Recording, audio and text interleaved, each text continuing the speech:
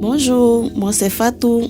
Je viens de la Côte d'Ivoire et je suis au Québec depuis 2024. Présentement, je suis préposée aux bénéficiaires dans une RPA. J'ai accouché ici et j'ai fait pratiquement 1 mois dans la maison sans sortir, sans voir personne. Et la toute première fois où je suis sortie, j'étais assise sur le banc, regardant les passants. Et puis une dame âgée de 74 ans qui m'a approchée.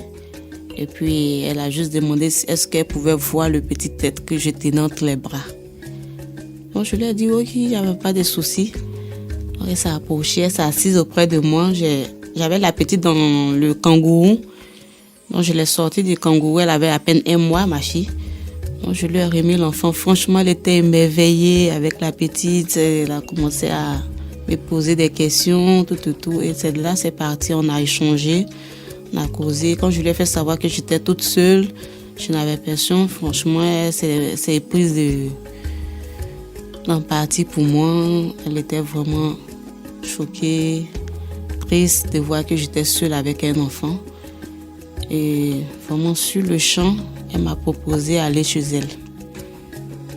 Bon, du coup, je l'ai suivie puisque j'avais personne, j'avais besoin d'échanger, de causer avec des personnes. Donc, je l'ai suivie. Quand on est arrivé chez elle, elle m'a reçue, elle m'a offert à boire, on a mangé, on a discuté. Et le même jour, elle a...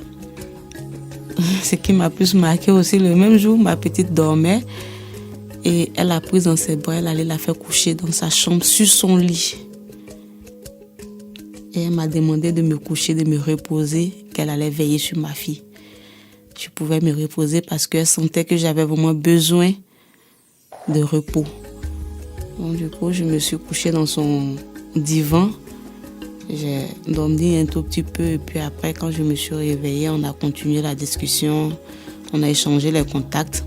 Et elle m'a dit à tout moment où j'avais besoin de changer, de causer, de sortir, je pouvais l'appeler, elle était disponible. Et c'est ce qui a toujours été. Si j'avais quelque chose à dire à Suzanne, c'est vraiment merci beaucoup. Parce que par ce petit geste, elle m'a réconfortée. Parce que j'étais vraiment perdue dans mes idées.